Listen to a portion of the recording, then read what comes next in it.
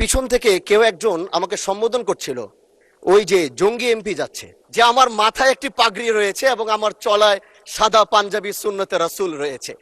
এটার জন্য হয়তো তিনি আমাকে ওইভাবে জঙ্গি বলে সম্বোধন সে আমাকে করেছে। আমি মনে করি, মাননীয় স্পিকার আপনাকে ধন্যবাদ। আমি প্রথমবার দাঁড়িয়ে কথা বলছি, আসলে এভাবে কথা বলতে চাইনি, চেয়েছিলাম যখন আমার সময় আসবে আনুষ্ঠানিকতার ভাবে একটু সুন্দরভাবে কথা বলবো।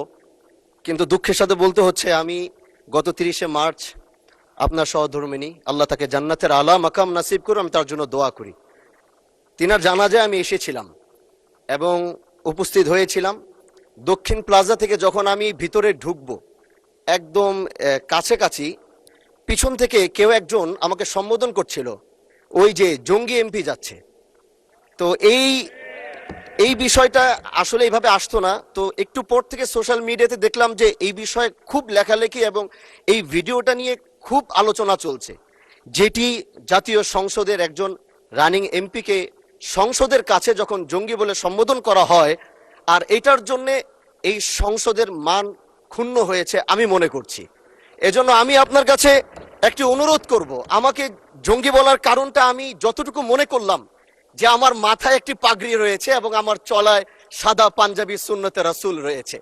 এটার জন্য হয়তো তিনি আমাকে ওইভাবে জঙ্গি বলে সম্বোধন সে আমাকে করেছে। আমি মনে করি আল্লাহ নবীর সুন্নত এবং এই পোশাক কোনোদিন জঙ্গির অ্যাসেম্বল হতে পারে না জানার সবাই। এই জন্য আমি আপনার কাছে একটি অনুরোধ করতে চাই, মাননীয় স্পিকার, আপনি সিসি ফুটেজ যেটি রয়েছে, আপনি যদি মাননীয় স্বরাষ্ট্র মন্ত্রী এবং সংসদের সার্জেন্ট অ্যাট আর্মসকে যদি আপনি একটু অনুরোধ করবেন, বা তাদেরকে একটু নির্দেশ দিবেন যে কারা এই কাজটি করেছে। অবশ্যই এই কাজটি এই জন্য করেছে যেন এখানে আমাদের বিরোধী দল যারা রয়েছেন, এখানে তাদেরকেও হয়তো তাদের সম্মান ক্ষুণ্ণ করার জন্য হতে পারে।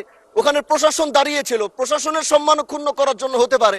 এই জন্য আমি চাচ্ছিলাম একটি সঠিক তদন্ত যদি আপনার মাধ্যমে নির্দেশনা আসতো, তাহলে এই বিষয়টি ক্লিয়ার হতো। ধন্যবাদ। মাননীয় সদস্য, বিষয়টি অবশ্যই অত্যন্ত দুঃখজনক।